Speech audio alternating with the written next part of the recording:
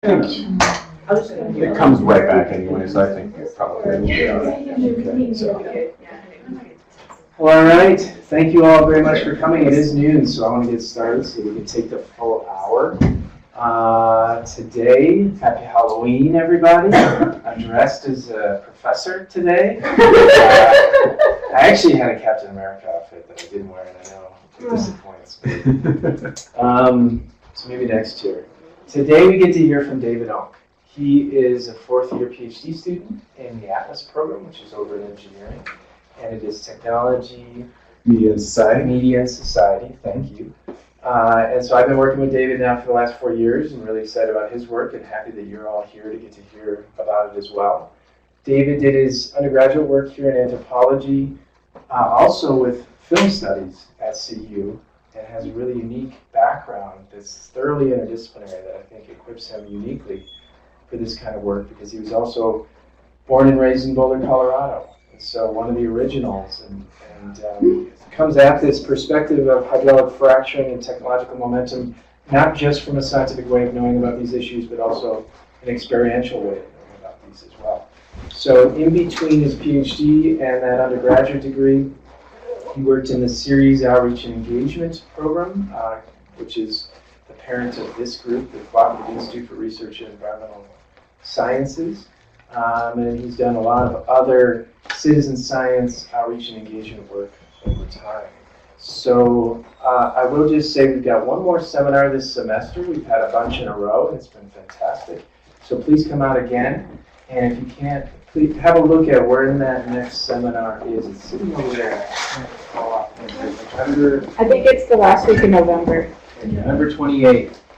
Great. And then please join us again in the future, too, for seminars we're going to continue into the spring. So over to you. Thank you, David. All right. So, thank you, Max, and thank you all for coming. One of the things Max mentioned, one of my undergrad degrees was in film, so I'm kind of a film nerd and film buff. So this is the title, quite long and wordy. Technological momentum is the frame in which I look at this. But given the fact that the election is so close, and there are several different things on the ballot, including 112, that we're going to be voting on next week as Colorado citizens. The second title, part of this talk is, or how I learned to stop worrying and make a decision on Prop 112. Being so just kind of involved in this topic, it is really hard for me to come to a decision, a yes or no decision on such a ridiculously complicated system with a lot of different considerations. And so, as you might have noticed, that is a reference to a certain movie, Dr. Strangelove. Sitting around the war room with my friends, I've gotten several different questions like this. These would be a text. Yes or no on Prop 112, one-word answer.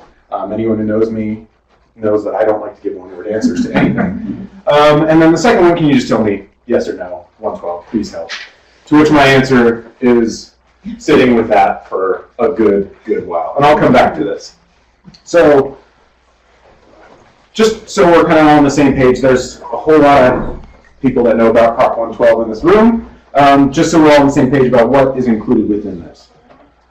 So current setbacks that were set in 2013 or increased in 2013, current setbacks are 500 feet from homes and 1,000 feet from schools and high occupancy buildings.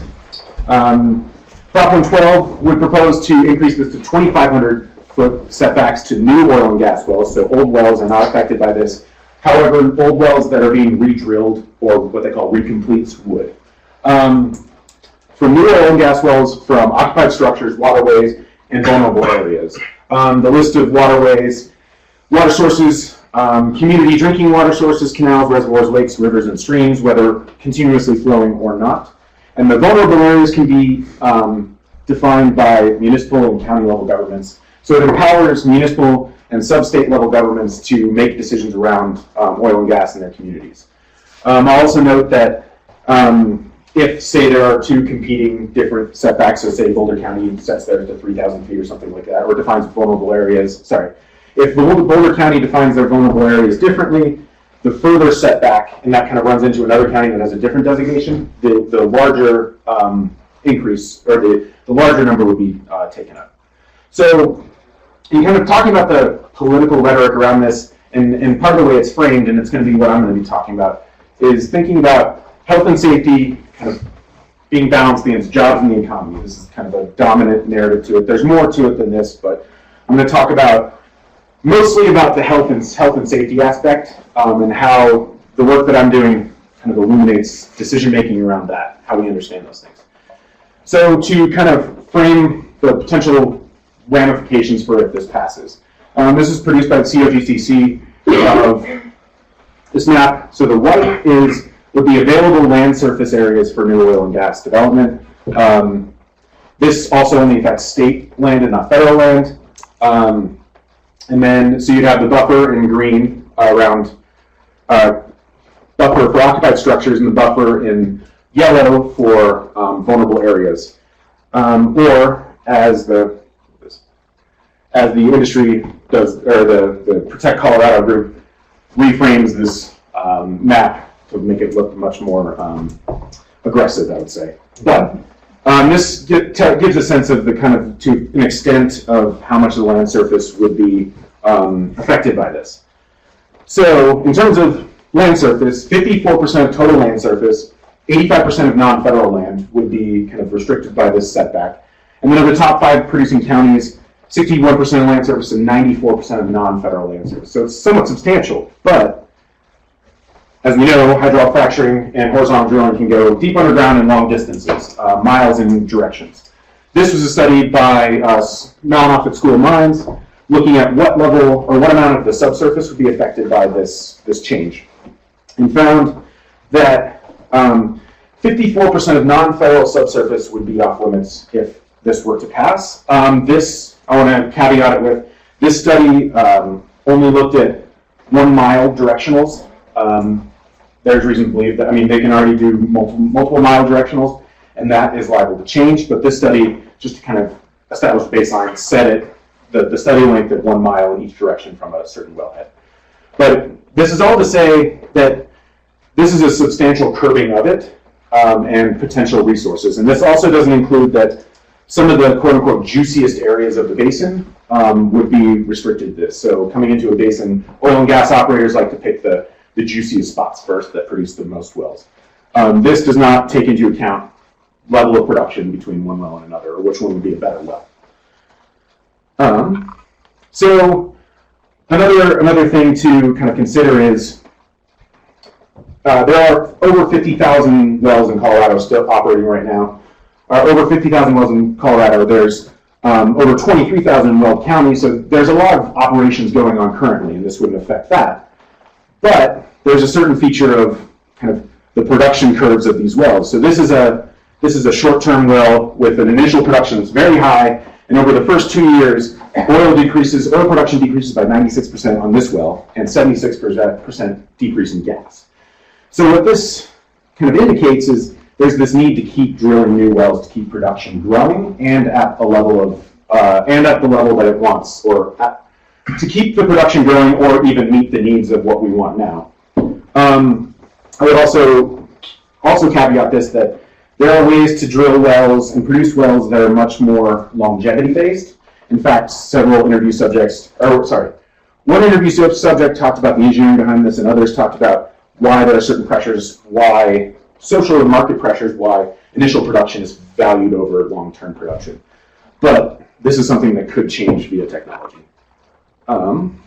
But what that establishes is there's an impetus to keep producing. So as I'm talking about the kind of balancing of health and economic impact in 112, I'm going to talk specifically about the health side of things and how we understand the risks of these technologies and how we make decisions about them.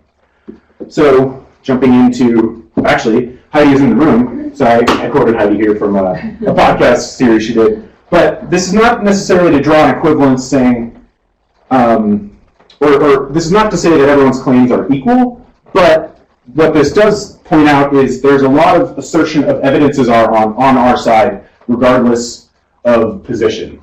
And I'm going to argue that this is going to be a feature of it moving forward, no matter what we do. So Dan Healy, president of COGA, no credible science or definitive evidence that says setback needs to be any larger than it currently is. Heidi, of course, highlighting that there are studies that say setbacks of 500 feet might be too close and we're experiencing health effects, low birth weights, higher cancer rates, exposure to carcinogens by being this close. So there is an assertion of kind of scientific validity to each person's, or each kind of side's claim on this issue. So how do we come to terms with this? How do we have both of these in our mind and make a decision about this?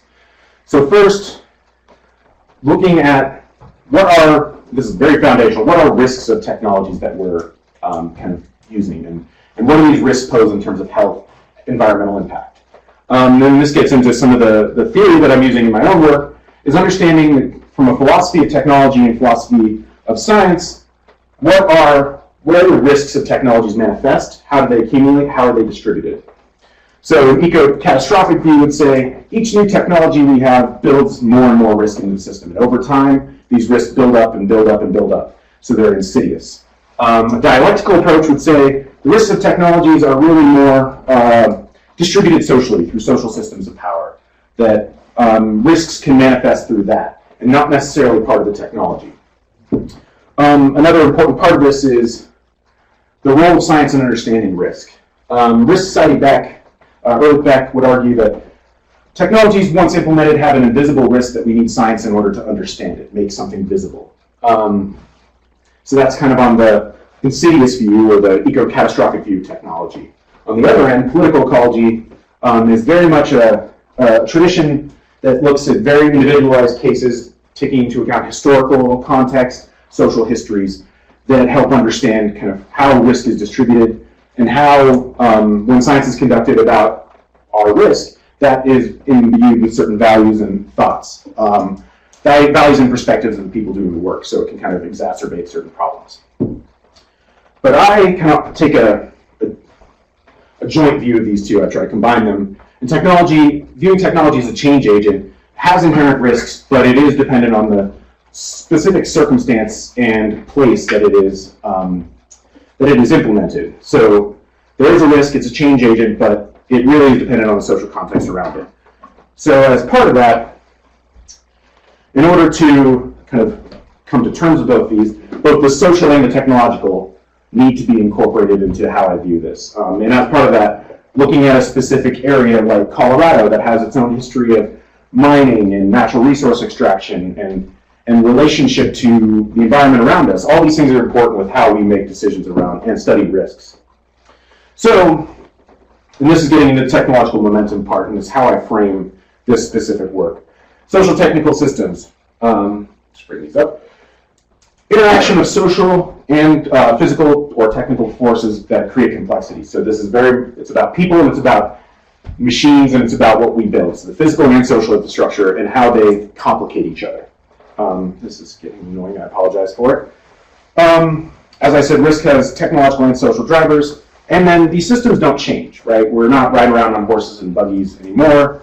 We're not burning wood for our primary source of energy or heating our homes. These systems change over time. So there's a lot of history, but also malleability. They can change over a very short period of time and long period of time, depending. So what this allows is a much more flexible view of what these systems could look like. And so I'm very much framing the oil and gas system in Colorado in this social technical system view. And so technological momentum is a form of this. There are different arguments around kind of technical systems, social technical systems. Some would argue that they're much more socially constructed, that they represent our social values, our systems of power, so on and so forth. Technological determinists would say, well, technologies can drive our actions. They can kind of restrict our choices and will almost determine what we're going to do. Technological momentum, like the kind of views on risk that I argued earlier, meld these two together and say, it's actually due to both of these. It's not necessarily solely due to the technology, it's not solely due to our social systems, but understanding how they interact. So as such, oil and gas,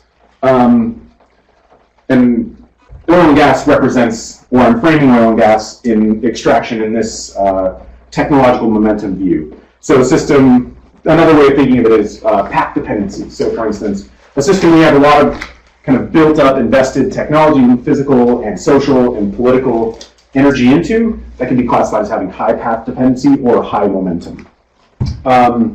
Momentum can also help frame kind of what direction or what's the trajectory of where the system might go. So some of the features, I won't go through all these because they're not necessarily relevant to talking about 112, but according to Hughes and theory, as I said, physical and non-physical components, but the system itself has a kind of structural motivations and goals that people within the system somewhat adhere to. Consolidation, so greater centralization of decision-making, centralizing decision-making in the hands of technical experts and not necessarily the greater public. Technology sharing and expertise sharing. So for instance, in oil and gas in Colorado, there's the kind of company-to-company advantage is not necessarily in technological development. It's in fact, there's a lot of technology sharing, but it's more in kind of efficiencies and community relations and some other ways that they try to outcompete one another, and in acreage and what they're buying up. And then defining subsystems, I won't talk about that today. But what this does is this helps, moving on to the next thing. So why does technological momentum help frame a decision on 112? As I said, I'm looking at a slice of this, understanding risks and distribution of these technologies' risks. And then because technological momentum has a role for expertise, scientific expertise, technical expertise, to assess the impacts or to assess the risks or to make decisions on the system, it informs why, say, the COGCC is full of people from oil and gas, or why certain claims of people's health effects kind of run into a political wall of, well, we need to validate this through science. Those are kind of features of why of the system and what technological momentum can say to that. And then what it also informs is kind of what is the trajectory of the system? Where is it going? Is 112 the right decision to make now? And what does technological momentum say? Will the industry or the system shift even if we don't pass it? Or how will it shift if we do pass it? So this works specifically focusing on Front Range with Weld County in particular. I'm going to be talking about the qualitative analysis.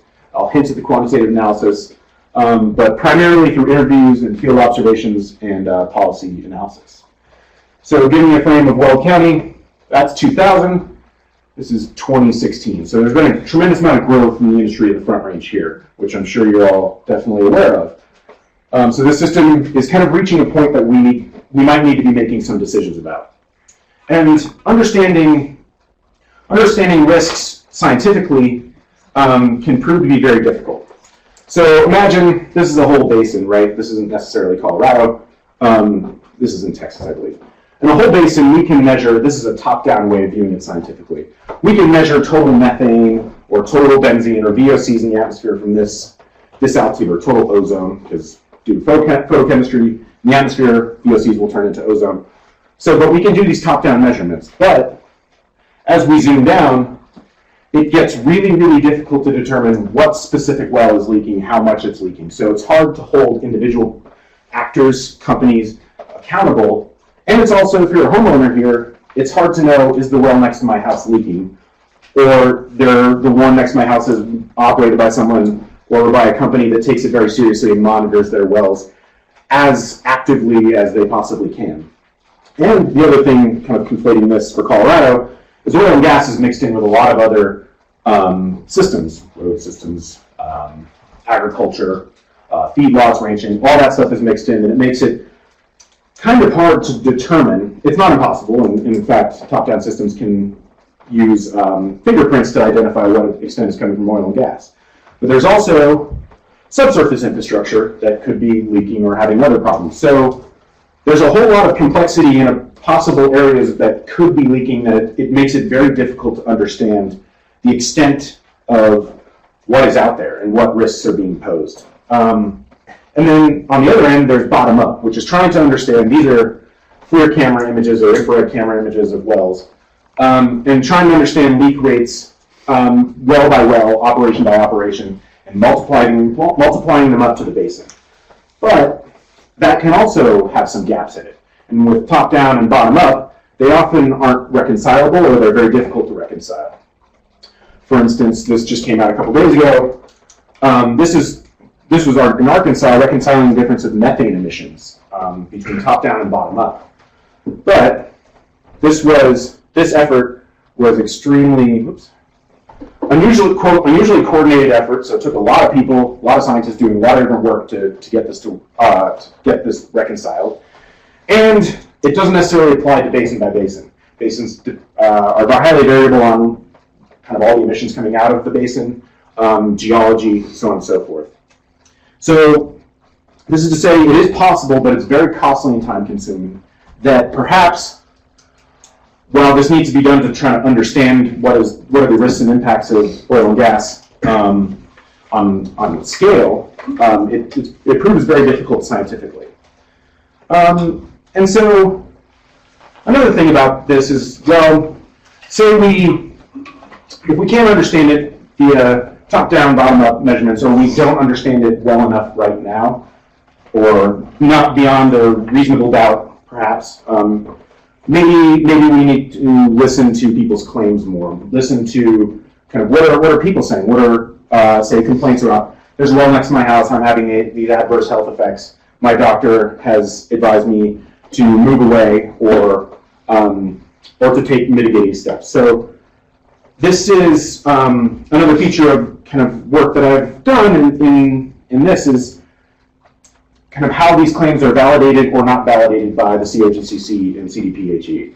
You calling up COGCC and making your complaint or filing a complaint, they need to follow up with specific teams to try to measure what's coming off of it. And because there's a lot of temporal variability, so a well could be leaking at, and I'm talking mostly about air quality, a well could be leaking at like noon and you feel those effects, but then when they come out and measure it at 2:30 or 3, it's not. So it's really hard to validate the claims in many respects. And as I said, bad operators can essentially hide in plain sight because they're intermixed with so much that it's really hard to hold individuals accountable and individual companies accountable. And this is a frustration that's been mentioned in several of my interviews with operators and people in the industry, talking about they're feeling like they're pressured or held to the same account as the worst operators. And it's an interesting kind of question of how do we get around this. But I would also say that was on Colorado Matters a couple days ago, or yesterday actually, Colorado Health Institute essentially highlighted there's a great deal of uncertainty left and calling for more research to be done to understand potential health impacts on oil and gas. So what is the current state of the system? Continued growth of, this is state of the system up until this point, not talking about if it passes or not. Continued growth of industry and municipalities. People are still moving here, industry is still growing. So this is only going to accelerate, the conflict's going to accelerate in a number of ways. As I said, difficulty in researching and assessing environmental and health impacts. There's also barriers to engagement, as I mentioned. Going to COGCC and talking to the board, it's really hard to have any kind of feedback if they're listening or what decisions they made, because they make decisions behind closed doors and as a deliberative body. Stakeholder meetings around setting the previous step backs, or stakeholder meetings around new rulemaking at the Air Quality Control Commission are made in very small groups of people, oftentimes with a lot of expertise in certain areas, but is this an issue of not adequate representation in decision-making spaces? And as I said, health complaints and lived experiences. Kind of exacerbating this or a feature of some of the concerns with it, split estates and state primacy. Surface owners are somewhat disempowered because mineral rights owners their rights supersede surface owners in Colorado. So there's a question of whether or not that's the most just way of doing that. And then state-to-state differences. I mentioned the state-to-state differences in assessing impacts, but also policies and policy regimes, social circumstances, and the politics in those states are all very different, that it makes kind of larger federal decision-making more difficult, that perhaps it's going to lead us to having to make a decision at a state level in a way. I would also say that one of the features of kind of a trajectory of this system right now, and this is potentially changing, is a black boxing or accessibility. So a black box, if you're unaware, is you put something into the box and then you get an output out, right? And we can depend, I don't necessarily know how centralized cooling works in this building or centralized air and how my office is warm or cold. but I kind of depend on it, right? But I don't necessarily know how it works. I have a computer, right? I don't know how it works, but I rely on it, right? And so this industry has essentially, or exemplifies this black box, that we see it being produced, and we use natural gas and oil and plastics in our day-to-day life, but we don't necessarily know the full connection or how it works in the middle of it. And what that has is a problem of accessibility. So we don't necessarily know kind of how to make the best decisions on flow line pressures or on all the engineering at a wellhead of what protections could we put in place. So these are kind of difficulties of this. There's also this, this is kind of speaks to the split of states, but also meta-power is essentially the state through kind of history of our policies and kind of all these different pressures. When people are going to negotiate with surface or mineral rights owners, it's essentially, you have to say yes. It's just about the circumstances for saying yes. I have this study from Malin, Stephanie Malin at CSU came out earlier.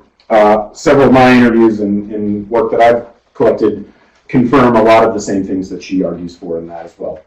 There's one quote that I have that says, there's two ways of doing this. You're going to get a well, or you're not going to get a. You're going to get a well and you're going to make a lot of money, or you're not going to get a well and make no, or you're going to get a well and make no money. So let's start having a real conversation. And it's really an exemplifying an inevitability to a well going in next door in your community. As I said, accessibility and decision-making spaces and what evidence is being used in there. I'm conducting work into kind of what atmospheric studies, what public health studies, what scientists, what people in the scientific community are participating in decision-making at COGCC, Air Quality Control Commission, and trying to map out kind of what that process looks like and what evidence is going into those decisions. Due to the kind of difficulties of understanding these emissions top-down and bottom-up, and the fact that it's intermixed and subsurface infrastructure, there's kind of an invisibilization of the impacts that we don't necessarily know what's going on, but we have a really strong feeling. We know it can happen, but we don't know to the extent or how visible or how much this is going on. And then, as I've covered several times, the lived experience, and then an over-reliance on system experts. This is more of a question of, is this, and this is a question of 112, is the fact that the decision-making is all concentrated with the quote-unquote engineering and scientific experts, is that the way we want it? Or do we want it in a more democratic way? And then further assessment and decision-making, or do we kind of promote our business as usual, or expect it to change? And in terms of, this system is not static, it's changing all the time. And a lot of my work is specifically looking at what decisions are being made within the system that are changing it in direction or reinforcing a business as usual or this kind of current status quo. There is interaction, industry cooperation, regulatory enforcement. Operators in oil and gas like to highlight that Colorado has the toughest regulations in the country.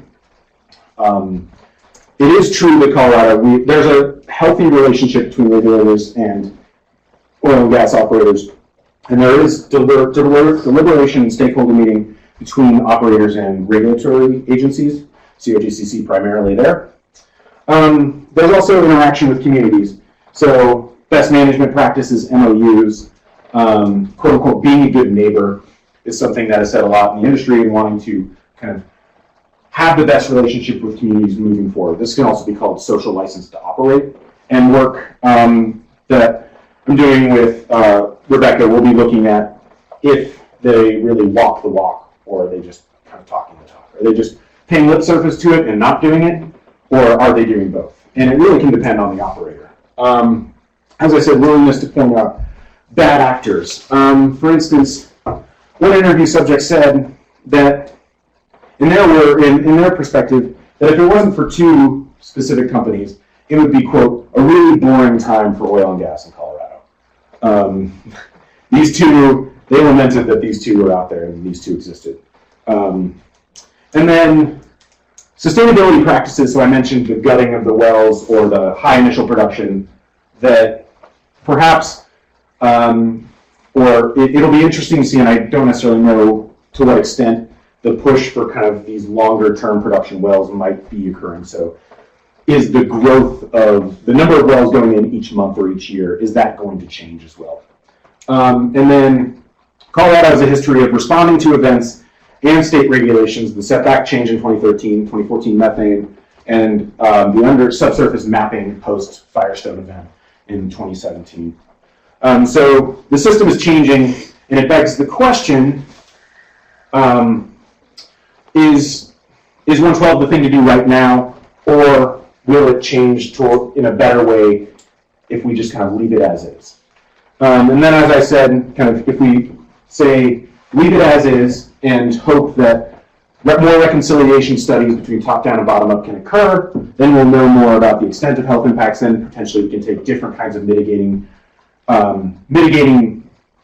or regulatory choices in the future that might be more informed, or there'll be more science going into it, but I'm skeptical on that part.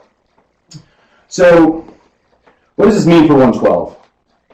Scientization of environmental and health risks. So scientization is essentially the idea that you can do a lot of research in a specific health risk, like climate change is a great example of this.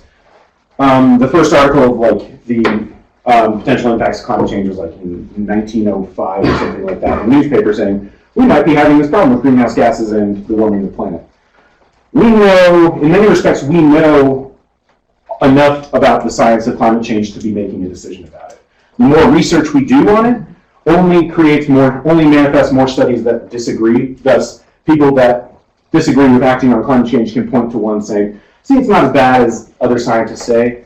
And then, so the more work being done creates more disagreeing studies. Thus, people with certain values or different perspectives on acting or not acting on a specific issue can point to the study of that they want, and not necessarily point to the consensus of a community, scientific community. We're essentially asking what we ought to do. And as I'm trying to argue, that the difficulties of assessing the kind of scientific and health risks of this, and the best potential steps to take, passing or voting or not voting for 112 might, from my perspective, is more of a question of what we ought to do versus what is the science telling us to do, or what do we have to do?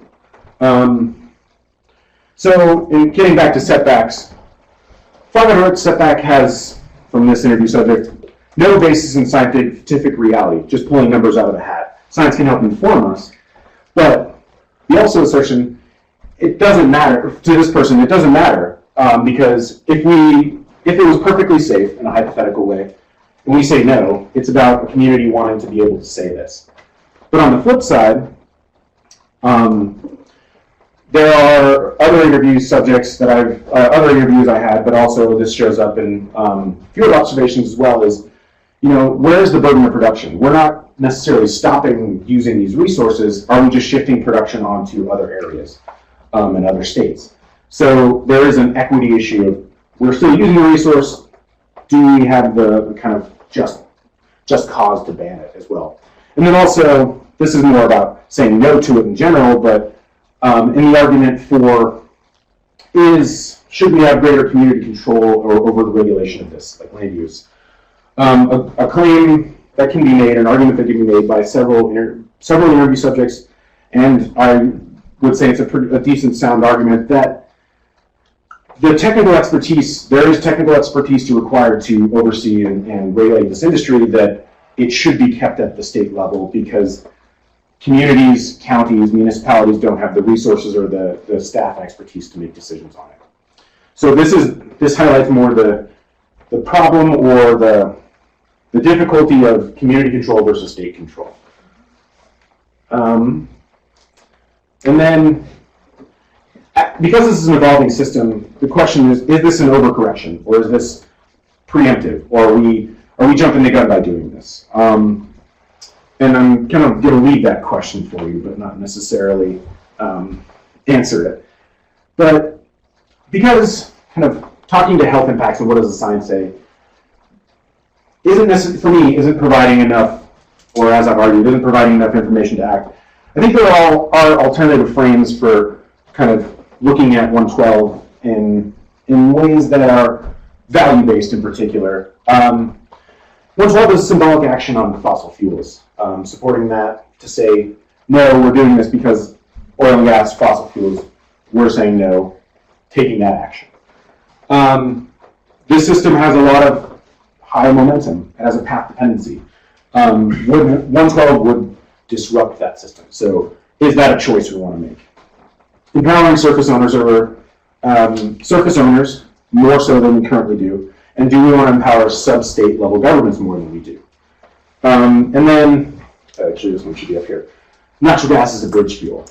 We can say no to fossil fuels, but then someone can also argue that, well, natural gas is the best thing, the best alternative to coal right now. We need to be promoted in the near term because that's how we're going to get away from coal. We're going to reduce our greenhouse gas emissions. That's another argument that kind of in support of keeping oil and gas producing as much as possible. So these are all difficult considerations, and I would say alternative frames to consider when thinking about 112. And so getting back to what did I tell my friends? Kind of throwing a lot at you, and it's like very overwhelming for me sometimes, just because I don't know what to do. But my gut says maybe. And this is what I responded with. I did send other texts after it, but I won't say those. But Colorado was left with a choice, getting back to Dr. Strangelove. And I know this is a very dark metaphor, and this is a dark comedy about the end of the world, but we got to decide yes or no on this choice. And picture Slim Pickens as Colorado, making its choice. And no matter what choice we make, we got to ride it out. And then, no matter what, in some sunny day in the future, we'll probably have to encounter another very difficult choice considering this industry and this system and what to do about it. So, yeah, with that, I'll finish up. Are you happy fielding your own questions? Sure. Okay. Heidi? And dealing with oil and gas, I have just come across a lot of different viewpoints than I had when I talked with people who are evaluating health and safety. Yeah. And so in doing so, like for instance, when I was talking to Julie Murphy from the Colorado Oil and Gas Conservation Commission, and I was going to an energy forum, they approach things in a very reactive way. Mm-hmm. And so if we have injection wells, let's say in Love County, and we're putting our wastewater back into the ground, they have a system where if they feel tremors, then they react to it. Yeah. And so if it's causing earthquakes, then they react to it. We had the same instance in a lot of the different explosions. So I went to a legislative session and I had, for instance, one of our legislators is a representative like out of Thornton, I think. And we were trying to propose 1,000-foot setbacks for not only just schools, but the property itself, because we have vulnerable areas like playgrounds. Yeah. And one of his comments was, well, have any kids died yet? Yeah. And that it just is like this perpetual, thought of reactory. Mm-hmm. And I'm dealing with people like with oil and gas, and they say, well, has this happened yet? Has this happened yet? And then I talk with doctors, I talk with physicians who use the precautionary principle. Yep. And they say, we've done a lot of these studies, we're noticing some patterns of harm, and we have 1,300 studies that are showing, direct harm. And so, where are you getting at with I don't know, was there any sense of feeling that oil and gas tended to look even remotely at the fact that they should start being more precautionary? And then, on the other token, too, with health and safety, are you noticing an adherence to what has already happened and things like that? I'm feeling like, and I might be a little biased, of course, since I'm with 112, but I feel like I get a lot of reactionary versus preventative.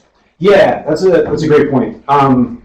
So this is something that I'm wanting to tease out more because events like Firestone created an instant reaction, right?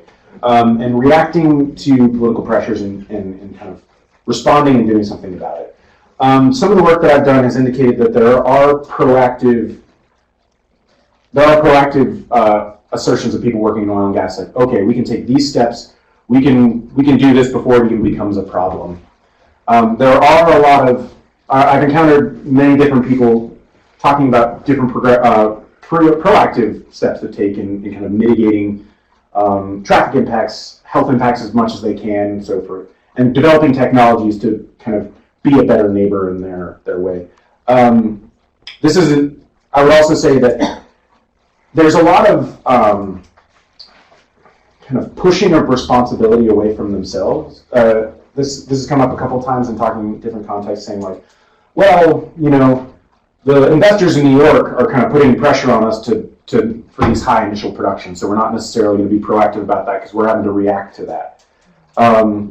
Or deferring like, oh, I know those impacts. We don't have them because we are proactive about it, but I know other people that are. So it's like there's this kind of, and this kind of speaks to the difficulty of us holding people and holding actors accountable.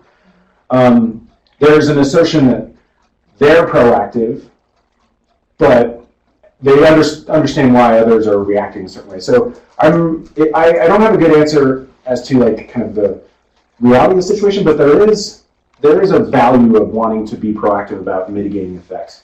And talking about, I mean, they'll mention it hand in hand with, I live here too, like I don't want to be breathing this in, like I want to take all the steps that I possibly can. But it also is kind of tied with the idea that, no, we still need to be doing this. Like, the yes, no is not in the calculus, but it is like, yes, but we're going to do it the best way possible. And so I would say there's some proactiveness to the interviews, or to the subjects that I've talked to and the observations that I have and the work that I've done. But reactive events tend to kind of add an extra impetus to decision making, especially at the state level. Can I just jump in and say you've alluded to Firestone a few times? Yeah. Could you? I'm not sure everybody in the room is familiar with what had happened there. Could you just? Yeah. So Firestone in 2016, May of 2016, a house in Firestone exploded.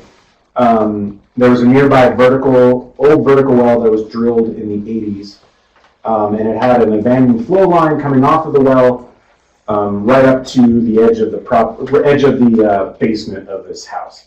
And so this well had changed hands, I think 3 times, and Anadarko was the owner at the time. And when they turned it on, their report said, and I have no reason to necessarily doubt this, I don't have the evidence to doubt it, but that they didn't know the flow line was there, that it started leaking unflavored natural gas into the basement of this house, and so there was a spark of some kind, and the house exploded due to this abandoned flow line attached to an old well. And since then, the State House and CRGCC have reacted in creating that 2017 subsurface mapping bill. That was a big push by Hickenlooper to get that. There's also ongoing discussions, I think it did pass last year in the State Senate and House, of a centralized 811 system, so the call before you dig system. So these are all reactions to kind of Firestone as a singular event. Even though, I mean, there have been 3 house explosions in Colorado in the past 60 years due to different conditions, but it is an anomalous event that kind of forced a lot of reaction from industry and decision makers. So, based on the data set that I'm going to get you as soon as I'm done with it, Yeah. the complaint data set, people who are observing the strongest issues with wells near them, enough that they have complained multiple times to the Oil and Gas Commission, those are really, really local distributions. Like it's sometimes as much as one house, and then next door has no problem with it. Yep. Property rights are equally local in terms of their distribution. And then we have the issue of the state having the overall authority to ultimately make oil and gas decisions. Interestingly, they don't have the authority to do any of the air quality testing. That's on the CDPHE. Yep. So what do you think is the appropriate level at which these decisions, setback decisions, should be made? I mean, I would frame that in, like I have a hard time like giving one answer, like it should be here, or decision making should be specifically within this space. I mean, I think there are some systemic problems with how we kind of make decisions about, say, setbacks, or the fact that setbacks are kind of set by COGCC, but they're not taking into account, or they're also not in charge of assessing the health impacts or the air quality impacts. So there's a kind of, again, getting back to that kind of pushing of responsibility or deflecting responsibility onto others. There is a bit of that within CDPHE, Air Quality Control Commission, COGCC, that there's a need, it can kind of say like, well, that's not our purview, so we don't have to worry about it. So it's almost in a way, it makes it more difficult to have a comprehensive decision about setbacks or what they should possibly be. That was actually, that question hints at, or the siloing and the kind of difficulty of decision making and the problems that it can lead to, is specifically why I took Dr. Strangelove, because that movie is about the end of the world because everyone is so siloed in kind of the military bureaucracy that it leads to the end of the world. That like everyone works off of their incomplete information and does the best they possibly can, but the fact that they have incomplete information kind of only further makes the problem more wicked. So I don't necessarily know what number is the safest, but I would probably start with, I also see the need that there needs to be a lot of technical expertise for regulating this industry and the kind of why it's at the state level in that sense. But my own kind of perspective and values, I would like surface owners a little bit more empowered than they currently are, and communities more than they are. You think it should be done to the local level? I think there should be some codified in policy more, instead of just leaving it up to the industry and dealing with the community and kind of depending on that relationship, having something written into state law that could, and this is, hypothetical, but having something that would kind of make that relationship more equitable than it currently is, kind of addressing that meta power that exists in those negotiations. Is there any other state that might have that as a model for us? I don't know enough about other state policy regimes to answer that with any degree of confidence. I think Texas for a while had more local control of setting the setbacks. They just repealed it. But they repealed it, yeah. And part of the difficulty is that science is politicized.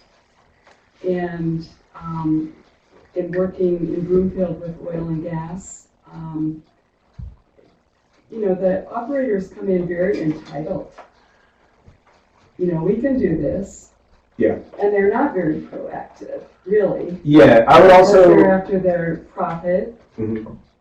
Yeah, and without knowing that specific operator that comes in like that, I've also encountered varying different strategies to community relations that different operators have. And I know of so for instance, that one quote I had of, there are two that are bulldogish in how they come in and kind of know that they have the kind of law on their side. Yeah. And kind of assert that. And COGCC power. We saw that very tight relationship between extraction and COGCC. Yep. So extraction is definitely one of the ones that that causes a bunch of shtick. It causes a bunch of consternation in the industry as well. But also the large companies, they've known climate science for a long time, and they confuse people. They don't, they find those few studies maybe that raise questions and highlight those rather than looking at the consensus. Yep. And with the latest IPCC report, what are we doing? Yeah.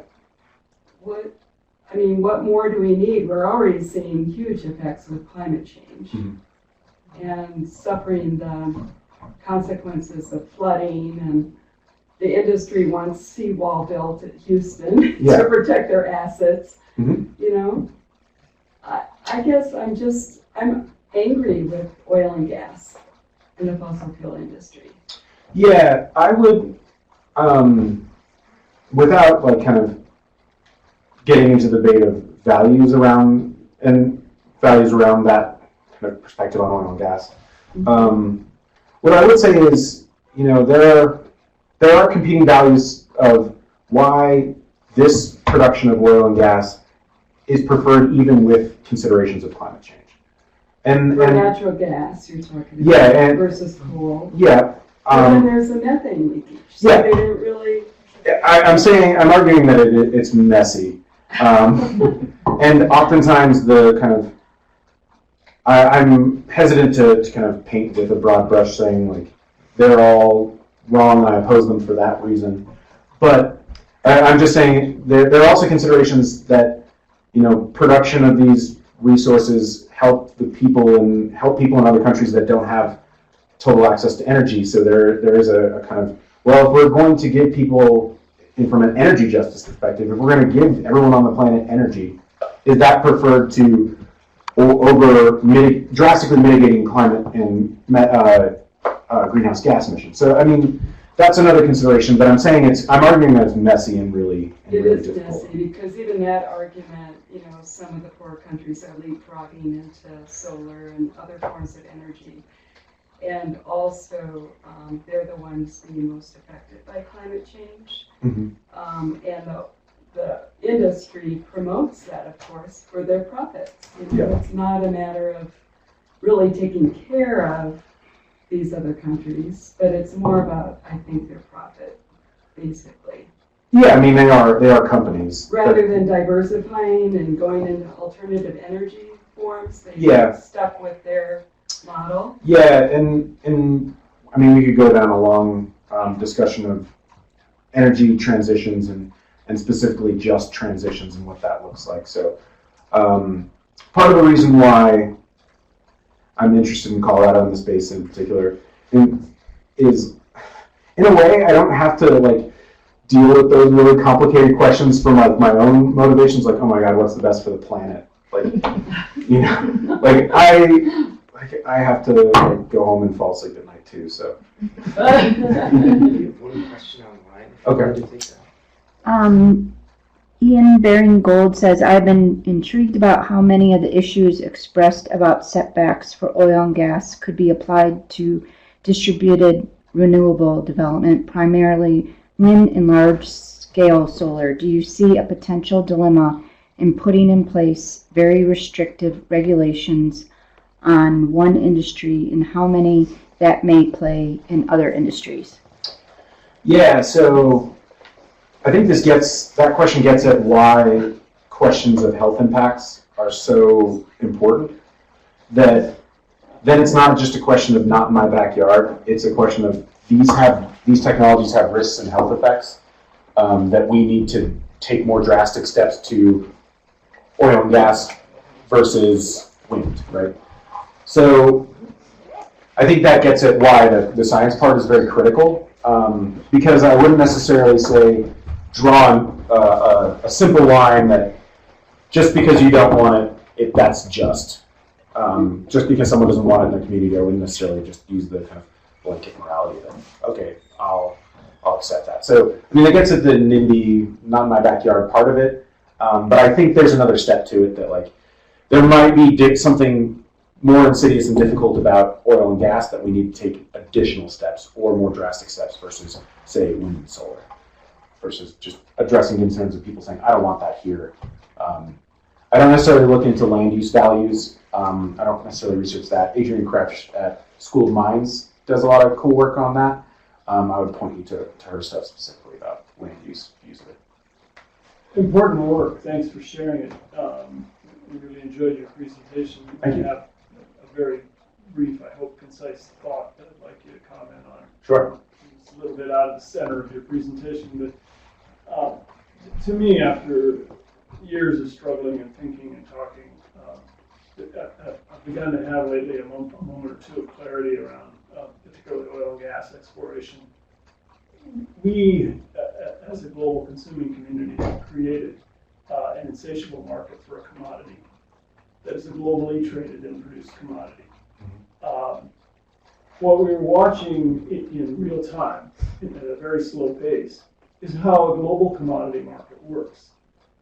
When enough regulation is imposed by a particular state or locality or a particular national government, the industry will move somewhere else. It will always seek the lowest possible cost of production taking into account all factors, including transportation and the like.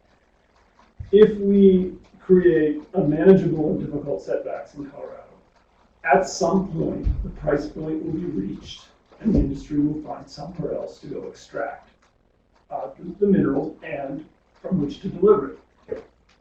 It's a horrible way to run a railroad or a government or a society, but look what's happening in the technology sector with Facebook and with social media. Once again, we have unleashed a force on the market, a commodity or set of commodities on the market, without thought about its implications, without a lot of advanced planning and foresight, and we are now regulating in reverse, trying to reverse engineering a regulatory structure, and we're seeing the industry participate in regulation, self or external regulation, only to the extent it doesn't destroy their business model, or they change their business model to reflect the added cost. Yeah. It's all being done in arrears. It's all being done through the review here. Mhm. And it requires such a fundamental shift, a change in the way we think about things to make this any different. Now, is that a hopeless message? No. I hope it's a message that says, hey, we might be finding the root of the problem here. I'll just gratuitously offer, for whatever it's worth, if you haven't cashed your ballot yet, the frame through which I finally, after months of struggling with 112, the frame through which I finally found my peace was the first one you listed up there. I'm sorry, I'm saying no to oil and gas as a future part of this world. I'm saying no to the production and consumption of oil and gas as part of our collective future. That's the only frame through which I could reach a personal decision about this. Notwithstanding all of my progressive and democratic elected officials and friends saying, no, don't vote for this. Mhm. I'm sorry. Yeah. Frame. Absolutely. And I haven't turned in my ballot, but I did vote. And I explicitly didn't want to say what I decided on, but if you've seen Dr. Strangelove, I hinted at what I did. So if you know from that scene what bomb he rides, that one is... And but that's why I presented an alternative frames, because that's the kind of difficulty I have with it as well, is coming to a decision that I can live with, and from a citizen democratic perspective, not as a researcher, because oftentimes when I've found myself, the more I'm doing this work, the more apolitical I'm getting about it, because the complexity and the kind of messiness of it is really exciting to me and interesting, right? That I can kind of feel my value motivations dropping away. I'm not saying that they're totally going away or my work is not motivated by my own values or anything like that. But that was kind of why I presented it in this way of I looked at my ballot and I stared at that question, and people, my family, my friends asking me that question, and I didn't know what to say. And so part of this is cathartic of coming out and talking to you through how am I going to make a decision about this. But I understand that at a certain point I had to be motivated by an ideal and make a decision on it. Will I have an emotional reaction if it passes or not? Probably not. Because then it's okay, what are the next questions? What is the next bit of research I'm doing? Because that will jump me back into that. So this is just... Slow, babe. It's a difficult kind of internal process. So I don't know if I addressed your question, but it's very difficult. Well, help me thank David very much for this. So David is here. If we didn't get to your question, you want to follow up with him, thankfully he is right here in Boulder. You saw his email address.